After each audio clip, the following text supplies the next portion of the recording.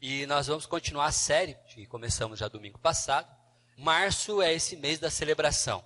É aniversário da igreja, tanta coisa acontece, é o momento da gente celebrar a vida. Celebrar tudo que Deus tem nos dado, olhar para o lado cheio do copo, perceber que existem sim coisas boas para a gente celebrar.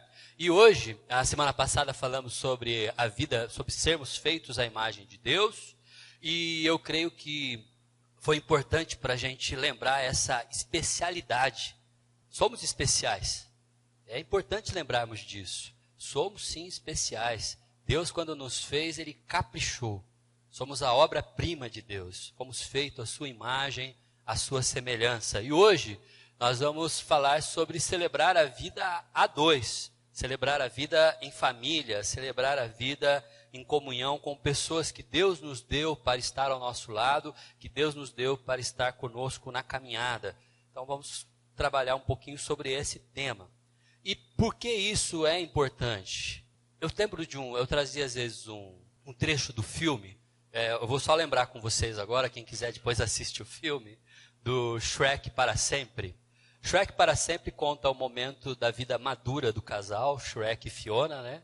Que depois de ter filhos, depois de conquistar um reino, depois de tantas coisas que eles fizeram, parece que agora é só curtir a vida. Então, a primeira cena do filme, a Shrek acorda com um bom dia dos filhos que pularam na cama, e depois ele vai trabalhar, vai fazer as coisas domésticas dele, vai cuidar do jardim, do poço de lama dele. Depois aparecem os visitantes na casa, chega o burro, o gato de botas, e aí eles fazem aquela ceia na mesa, tudo parece lindo e maravilhoso, e aí chega no final do dia, aquele boa noite e todo mundo dorme.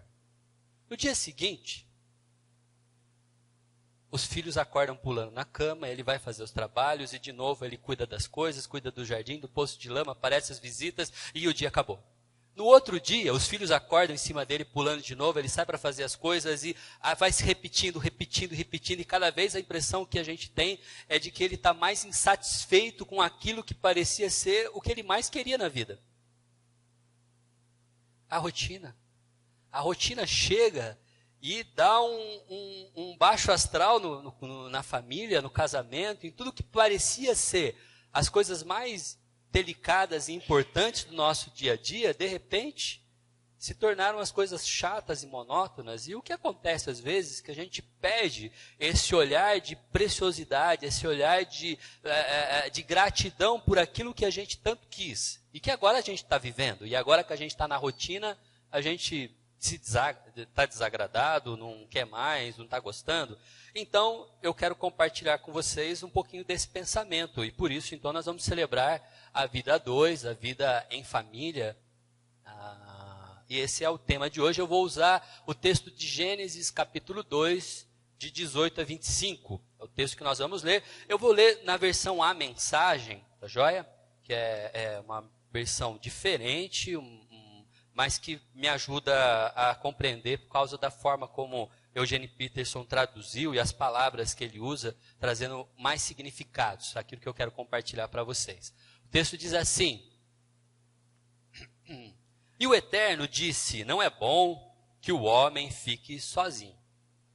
Farei alguém que o ajude e faça companhia a ele. Então, o Eterno formou do pó da terra todos os animais do campo, todos os pássaros do céu os levou ao homem para ver que nome ele daria a cada um. Eles seriam chamados pelo nome escolhido pelo homem, qualquer que fosse.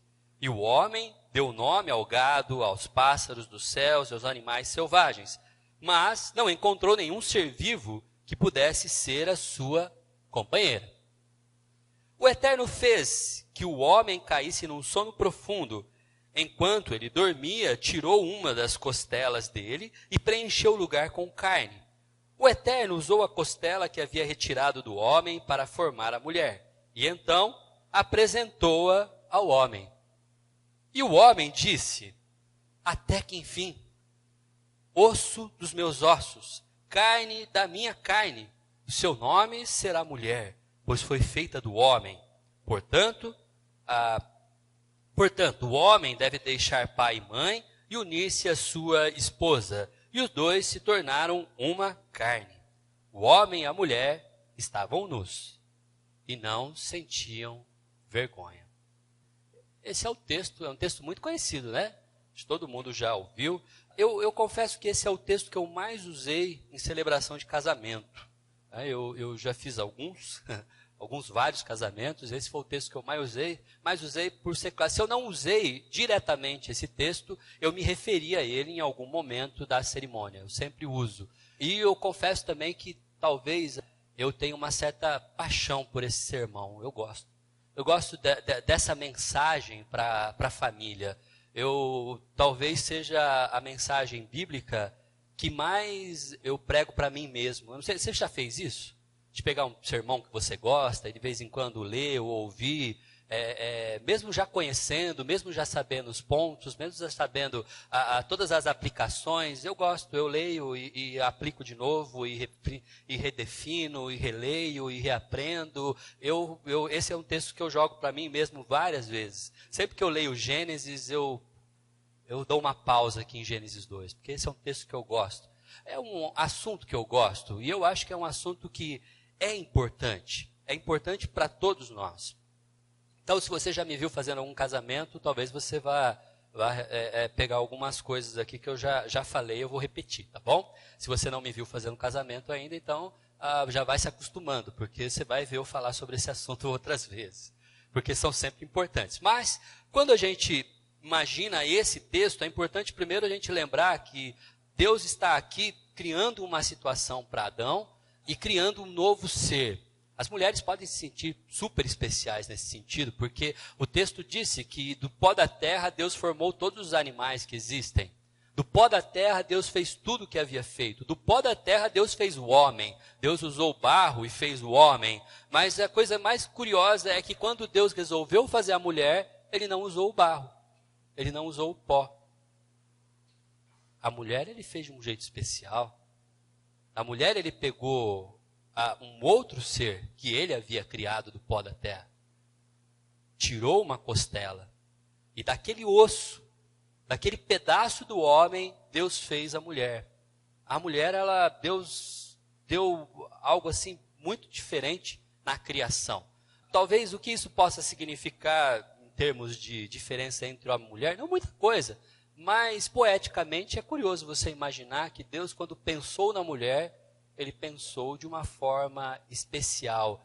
A outra coisa que eu percebo na mulher aqui na criação, e é importante a gente lembrar dessas coisas, porque estamos comemorando o Dia Internacional da Mulher, então por isso que eu queria aproveitar para detalhar um pouco essa parte da criação. Quando Deus cria os animais, em nenhum momento Deus olha para a terra e diz assim, puxa, eu preciso criar um animal que faça tal coisa.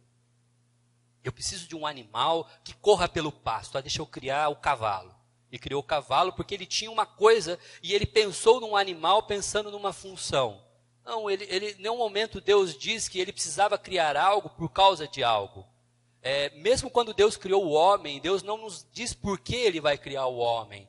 Ao longo da leitura da Bíblia a gente consegue entender, mas em todo o relato da criação, o propósito da criação está na vontade de Deus de criar o que criou. Mas Ele cria pela sua própria vontade e sem esclarecer no ato da criação qual a finalidade. Ele criou.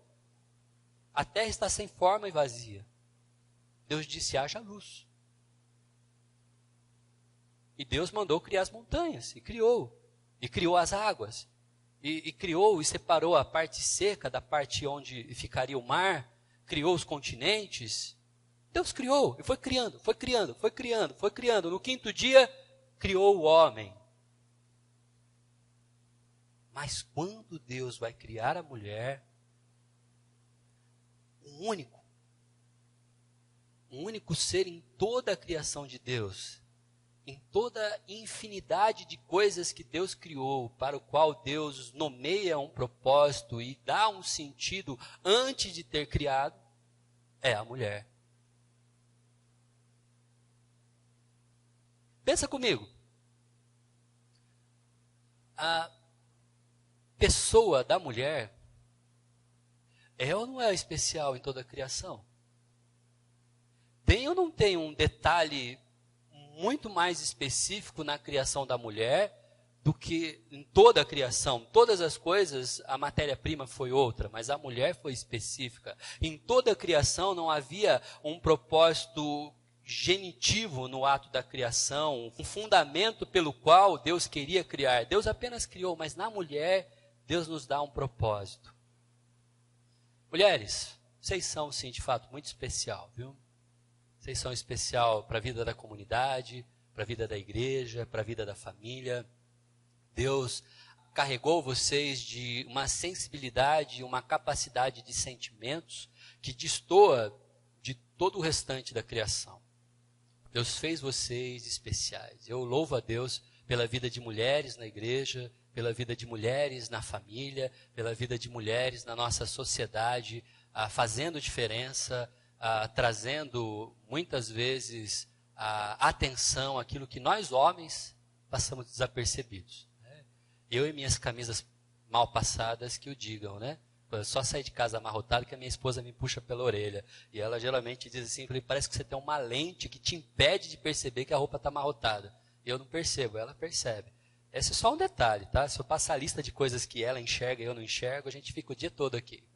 Mas essas são as mulheres. Mas na criação, ok? Deus então criou aqui o homem e mulher, e quando ele cria a mulher, ele nos dá o propósito certo. Mas agora quando a gente fala no casal, na vida familiar e na vida 2, o que eu quero compartilhar com vocês são 4 percepções nesse texto, ok?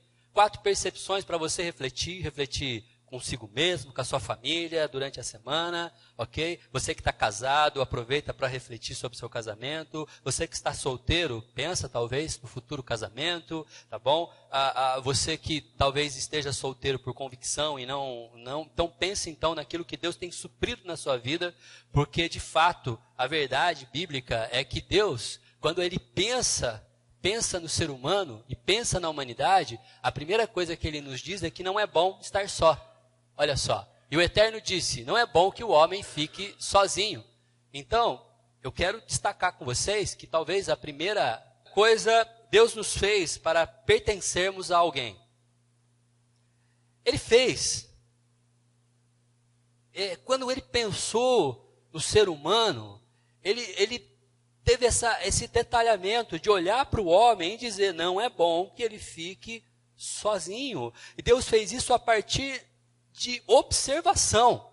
Ele criou um ser, ele criou um ser e chegou a essa conclusão, observando e olhando o homem. Não é bom que esse homem esteja sozinho, não é bom viver solitariamente. Deus é a comunidade.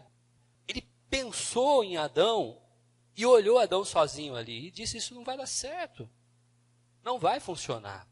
Óbvio que Deus já tinha a premissa de que Adão teria uma esposa. Ele é onisciente, ele sabia disso. Mas a grande questão era Deus fazer o próprio homem perceber que não era bom ele estar sozinho. A própria pessoa olhar para a própria vida, olhar para a situação de vida e entender que sozinho não estava legal. Porque talvez para Adão, estar solteirão no paraíso, estava tudo bem. Para ele talvez não fosse um problema. Não foi ele que chegou para Deus para reclamar a Deus. Então, né? Dá para apresentar alguém aqui nesse planeta ou eu estou sozinho no mundo?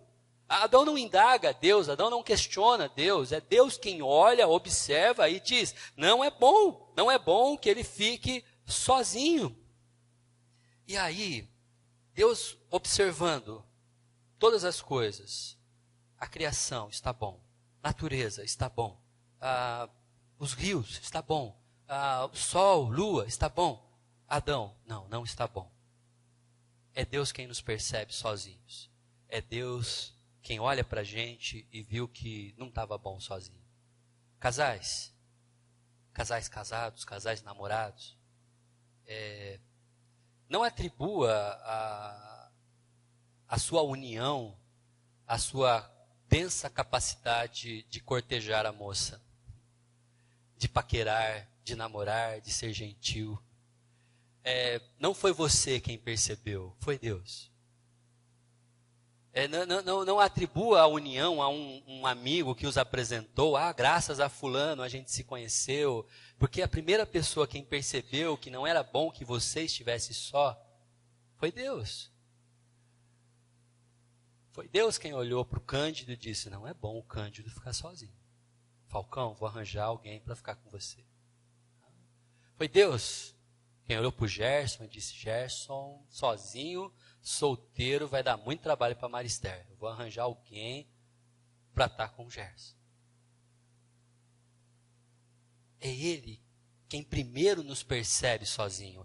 É Ele quem primeiro percebe a nossa solidão. É Ele quem percebe que não é bom. E é Ele quem nos faz alguém no tempo dele. Por isso mesmo, quem está sozinho pode ter uma convicção. Ou Deus talvez não esteja achando que está tão ruim assim você estar só. Ou Deus está aguardando o tempo de conseguir alguém para estar ao seu lado.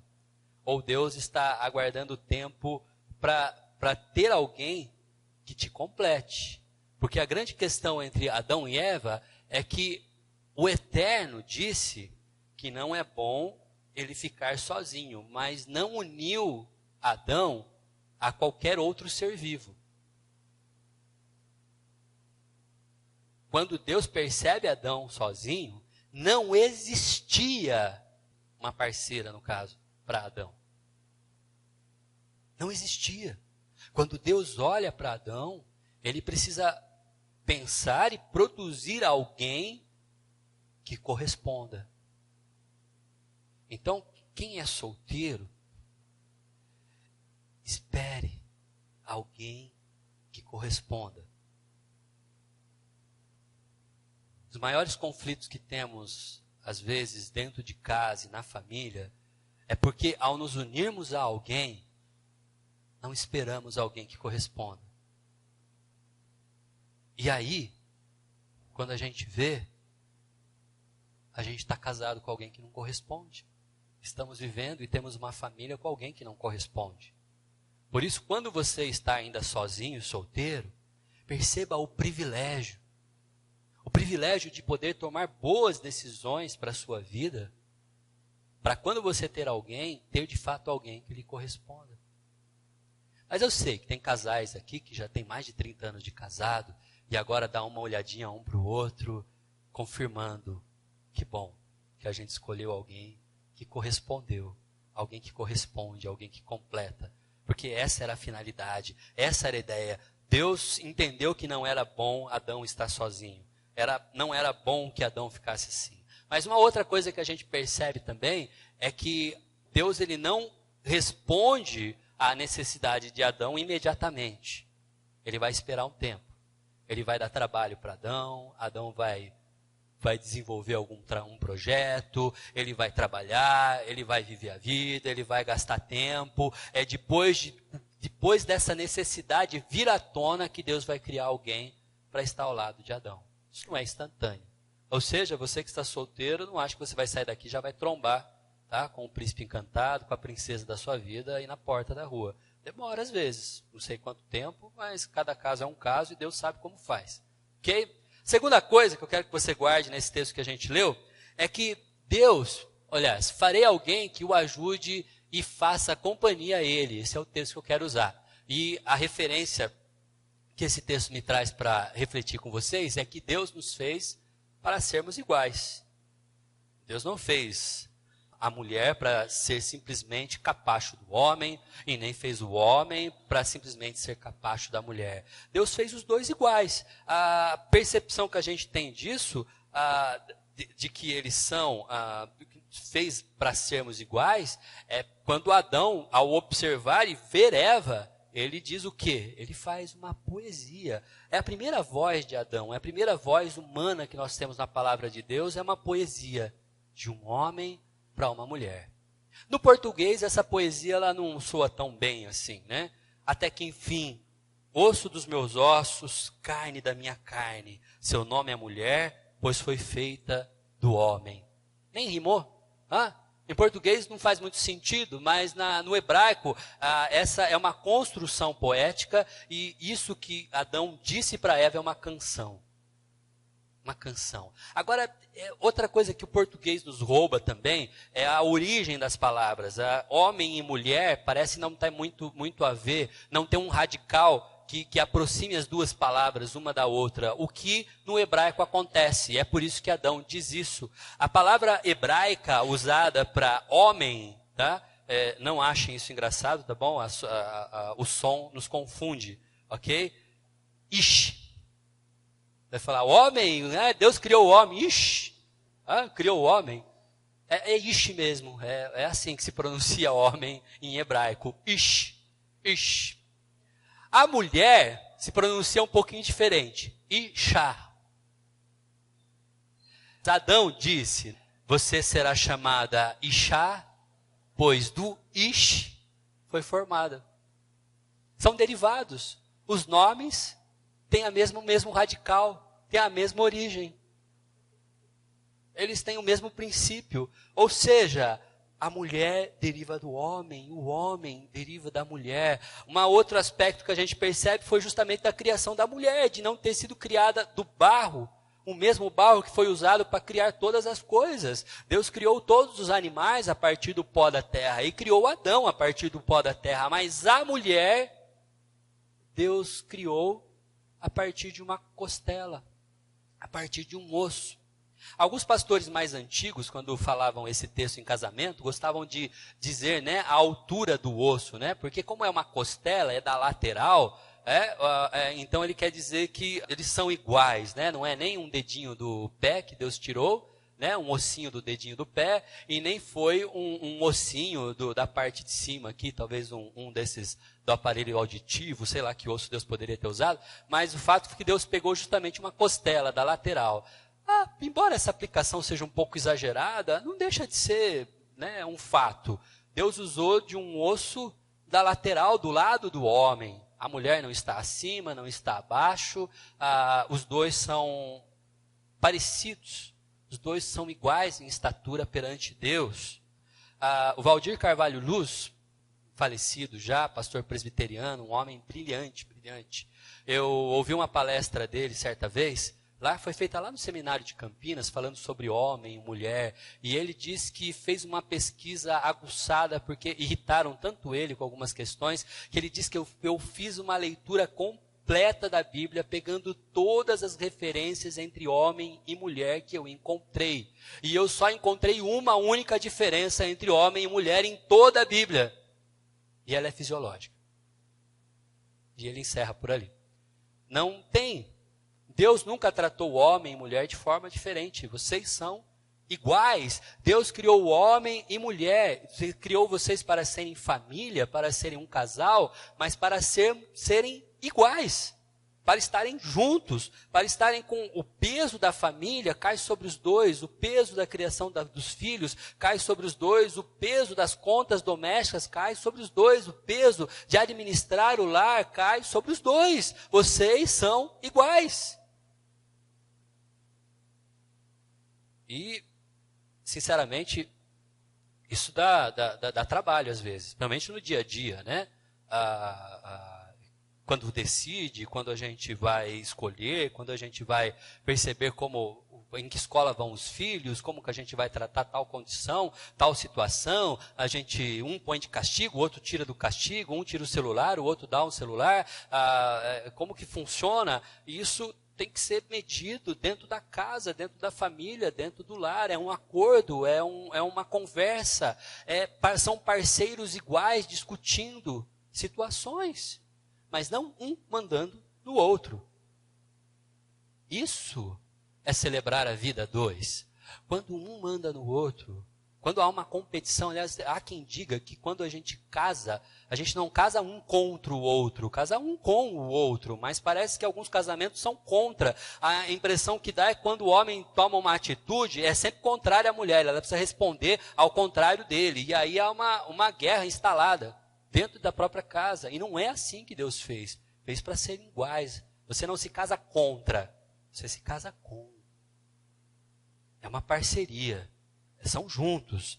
Assim Deus criou. Assim Deus fez Adão e Eva. E Eva, Deus disse para ser uma auxiliadora que corresponda. que esteja em mesma estatura, que seja parceira, que juntos um contribua com o outro. O que vai acontecer é que as diferenças entre casais que pensam assim vão se diminuindo. Vão se diminuindo, vão se dissipando. Até que chega uma época, um tempo, em quando a gente conversa com um, a fala é a mesma do outro. Quando você pergunta a opinião da mulher a respeito de uma situação, e depois, mesmo sem conversar, você pergunta a opinião do homem, é a mesma. Você conversa com um, é a mesma coisa que conversar com o outro. As coisas vão se tornando semelhantes dentro de casa, vocês vão se tornando iguais. Primeiro são iguais, porque não há uma hierarquia. Depois se tornam iguais, porque o convívio entre vocês vai transformando vocês numa única coisa. E aí, a beleza do casamento é essa. É quando os filhos, os parentes, todo mundo olha para vocês como um. Não dá para convidar só um para a festa, o outro vem junto. Não dá para conversar só como um sobre qualquer assunto. O outro a gente sabe que está junto. Não dá para você pedir segredo para a esposa, porque ela vai contar para o marido. Não tem como, e nem para o marido, porque ele vai falar com a esposa. São um. E todo mundo sabe disso, todo mundo trata assim. Aliás, pais que casaram seus filhos, vocês precisam enxergá-los como um. Porque às vezes o pai casa o filho e ainda está enxergando o filho solteiro. A filha solteira. Não, agora casou. Eles são um. Os pais são os primeiros que precisam olhar. Tinha um amigo de formatura da faculdade, ele já é bem mais velho que eu e já tem filho casado, né? E aí, quando casou, ele comentou, né? A primeira vez que o filho veio comentar com o pai, conversar sobre alguma situação do casamento, na verdade, ele não veio conversar sobre a situação do casamento, ele veio tentar resolver um problema e veio buscar o pai dele, e o pai dele disse para ele, eu não entendi, por que você veio querer resolver comigo? Eu não fui eu que casei com você? Ela é sua esposa, é com ela que você vai resolver. Deu uma bronca no filho. Casou. Vocês são um agora. Resolva vocês dois. Quer um conselho do pai? Uma pessoa experiente? Ótimo. Mas não pede para eu resolver. Quem vai resolver é você e a sua esposa. E outra, não venha aqui resolver sem a sua esposa. É com ela que você vai resolver. Porque vocês são um. Estamos todos juntos, no mesmo barco. Agora, solteiros, eu também quero conversar com vocês sobre isso. Pensem bem. Quando a gente fala sobre sermos iguais, há um equívoco que a gente comete às vezes. Pessoas procuram daí pessoas que são parecidas. Quando nós dizemos que vocês são iguais, não estamos dizendo que têm o mesmo gosto. Quantos maridos aqui gostam de rock e as esposas de ópera? Acontece. Tá? Não é você procurar alguém que tem o mesmo gosto, a mesma percepção, que tem a mesma opinião sobre tudo. Porque se você faz isso, você talvez não perceba um passo anterior. Alguém que corresponda. Alguém que te auxilie nas suas deficiências. Ficar procurando um par perfeito é coisa de novela e de filme da Disney.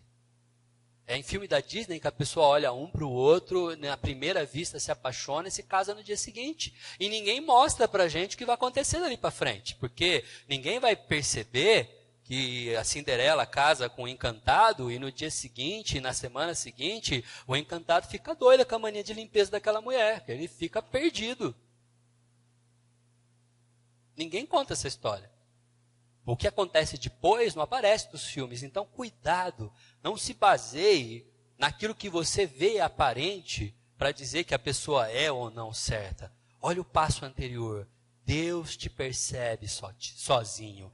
Ele cria alguém que corresponda. Procure alguém que corresponda, mas não alguém que atente às suas expectativas. Essa similaridade do casal, todo casal, acontece com o tempo. Pegue o casal mais apaixonado que você conhece aqui da cidade, mais tempo de casamento e pergunte para eles como foi os primeiros anos. E eles vão dizer que a vida não era um mar de rodas todo dia, não.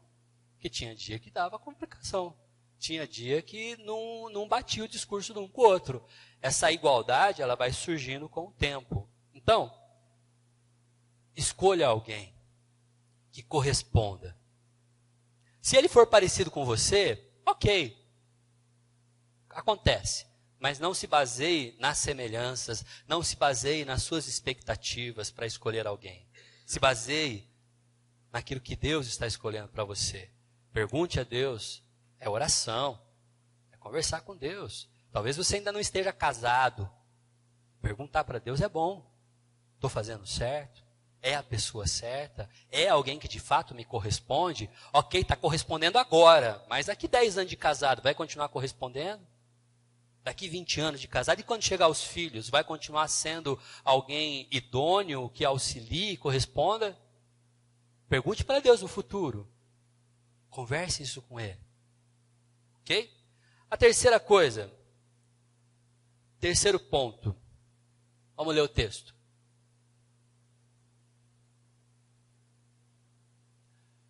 O homem deve deixar pai e mãe, unir-se à sua esposa, e os dois se tornarão uma carne. O que eu quero dizer para vocês, aqui, Deus nos fez, de fato, para sermos um. Ser parecido é diferente de ser um, ok? Aqui, tudo bem, tem alguns aspectos que a gente precisa detalhar. Um deles é o aspecto sexual que existe no casal. Mas antes disso, o fato de nos tornarmos um, precisar de alguns antepassos. O primeiro deles, se a gente pegar o texto mesmo, que a gente leu, a gente vai perceber que quando Deus percebe Adão solteiro, Deus dá trabalho para Adão. Porque tem muita gente querendo ser um já, mas ainda não percebeu as coisas que vieram antes. E por isso temos que ter cuidado. Para quem já é casado, estamos falando aqui da relação sexual, que é uma bênção. Foi feito para o casal, foi feito para o casamento. Mas quando Deus percebeu que Adão estava sozinho e precisava de alguém, Adão não saiu por aí aprontando com todos os outros seres que existiam pela terra. Ele foi trabalhar. Ele foi trabalhar. Ou seja, para sermos um, a primeira coisa que a gente precisa ter é responsabilidade. Tem que trabalhar, tem que estudar, tem que crescer, tem que amadurecer.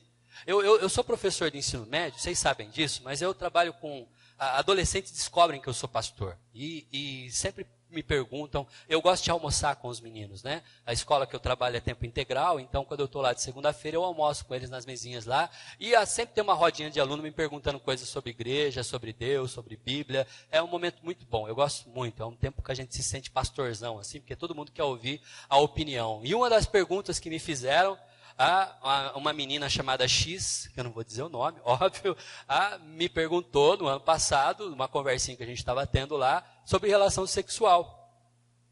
Se era tempo.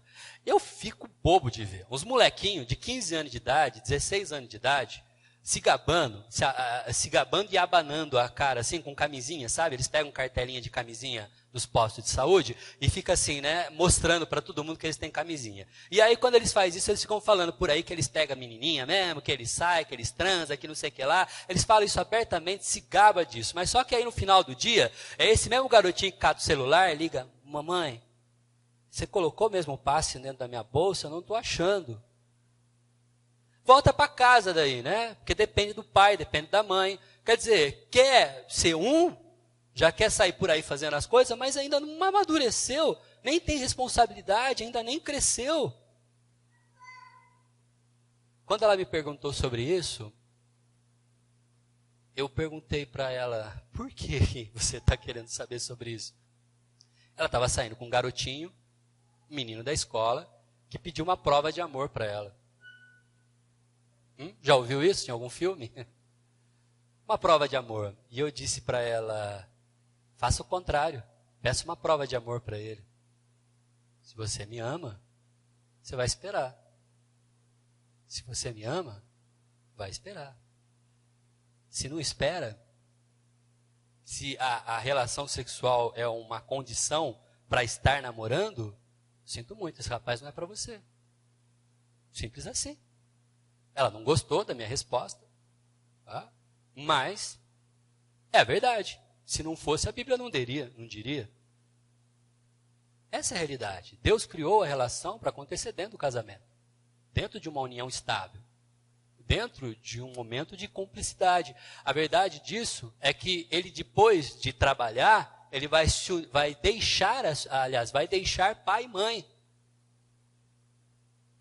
Quer partir para o momento de ser uma só carne? Então deixa pai e mãe.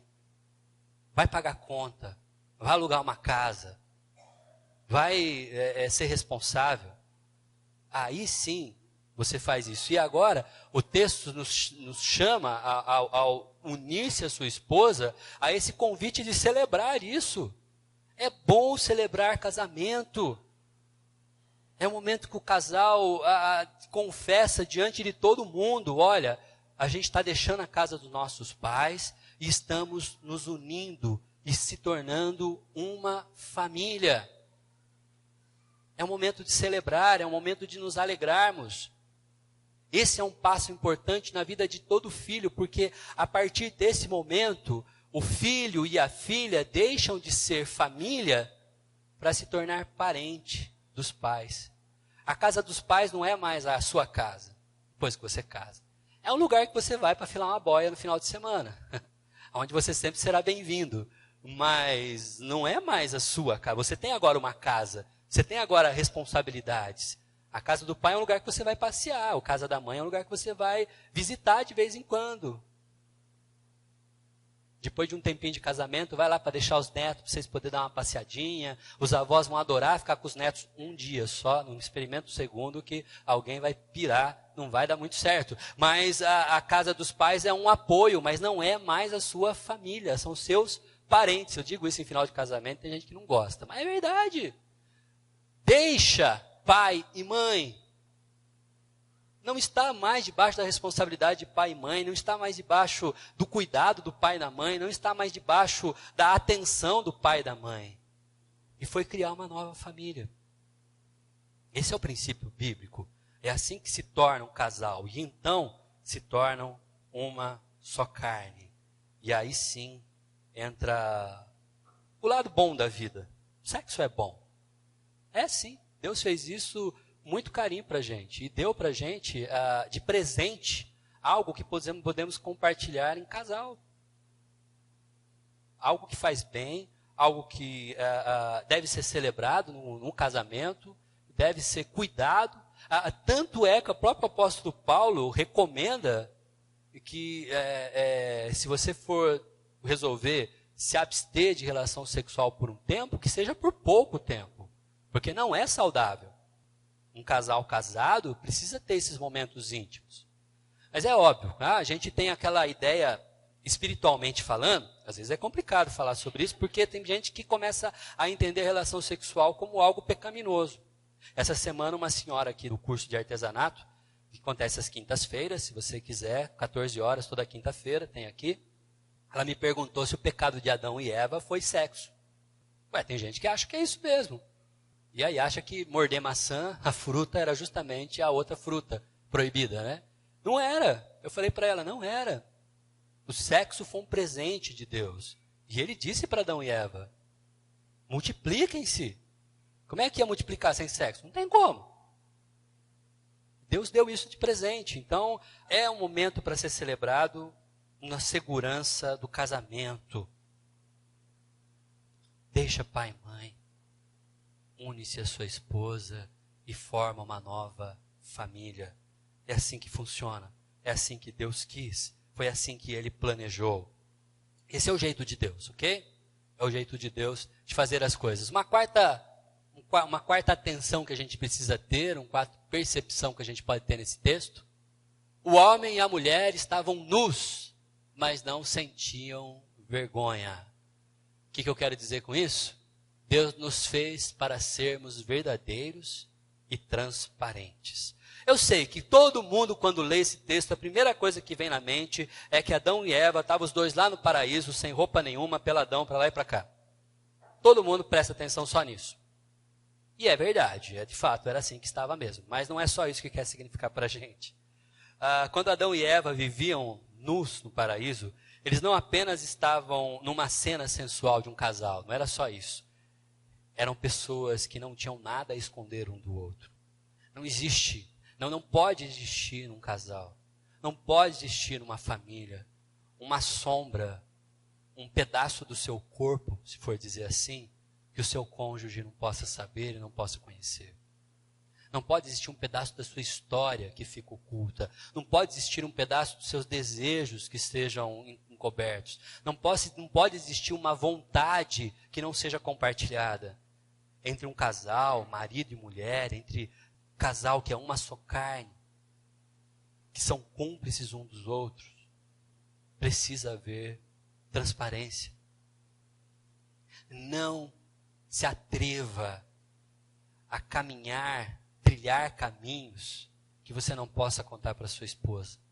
Não se atreva a tomar decisões que você não pode dividir com o seu marido. Não pode haver segredos entre marido e mulher. Não pode haver sombras. Quando nós fazemos isso, nós começamos a criar coisas que os pentecostais costumam chamar, e nesse sentido eles estão certos, de criar brechas na relação. Criamos fissuras, criamos oportunidades para divisão, criamos oportunidades para infelicidade, criamos oportunidades para conflitos. Então, meu querido, você que é casado, você que pensa em casar, você que está aí talvez vivendo uma situação de casamento complicada, ou você que está começando essa vida de casal, e quando eu falo começando, estou falando de 10 anos, tá? Começando o casamento é isso, são uns 10 anos, tá? Você fala, não, eu já estou casado há 1 ano e meio. Meu amigo, você não viu nada. Está nem no começo ainda, está na lua de mel ainda, tá? Depois de 10 anos a gente conversa. Mas você que está vivendo esse momento, lembre, não pode haver uma sombra na sua vida que encubra as situações do seu casamento, da sua esposa, do seu marido. Vocês são uma só carne. E Deus os fez agora para serem verdadeiros e serem transparentes uns com os outros. Queridos solteiros, escolha muito bem quem é a pessoa para quem você tira sua roupa. Antes de estar nu ao lado de alguém, saiba se é uma pessoa que te corresponda. Saiba se é alguém que te valoriza. Alguém que já assumiu responsabilidades, alguém que quer ser família com você. E principalmente, alguém que anunciou publicamente, estou saindo da casa do meu pai, estou se unindo com essa pessoa. Se essas coisas não aconteceram, eu sei que eu estou sendo chato com isso, mas não chegou a hora de tirar a sua roupa. Não é tempo de estar no ao lado de alguém. Escolha bem qual é esse tempo. Escolha bem, porque Deus fez assim. É assim que Ele instrui. Foi isso que Ele disse na sua palavra. É isso que diz o texto que a gente leu agora. Deus nos fez para pertencermos a alguém. Não é bom que estejamos sozinhos. Se você está sozinho, Deus tem um plano específico para você. O apóstolo Paulo diz que alguns se tornam celibatos. Vontade de Deus, um desejo humano de estar sozinho. Deus vai suprir. Tudo bem, pode existir. Mas não é regra, é exceção, ok? A regra não é bom estar sozinho. Divida a sua vida com alguém. Tem alguém ao seu lado. Se você já tem, agradeça a Deus por isso. Celebre a oportunidade de um casamento. Celebre a oportunidade de ter alguém para dividir a sua história, a sua vida. Por isso mesmo foi que Deus nos fez para sermos iguais. Não tem alguém para ser seu capacho. Não case com alguém para você mandar. Mas para dividir a vida. Deus nos fez para sermos sermos parecidos, sermos próximos, temos o mesmo diálogo, temos a mesma conversa, temos a mesma participação na vida um do outro. E Deus nos fez para sermos verdadeiros. não se atreva a esconder coisas. Não se atreva a ter sombras sobre qualquer decisão, sobre qualquer momento da sua história, da sua vida. Divida a sua vida de uma forma transparente, para que Deus continue abençoando o seu lar, para que Deus continue abençoando a vida a dois. Amém?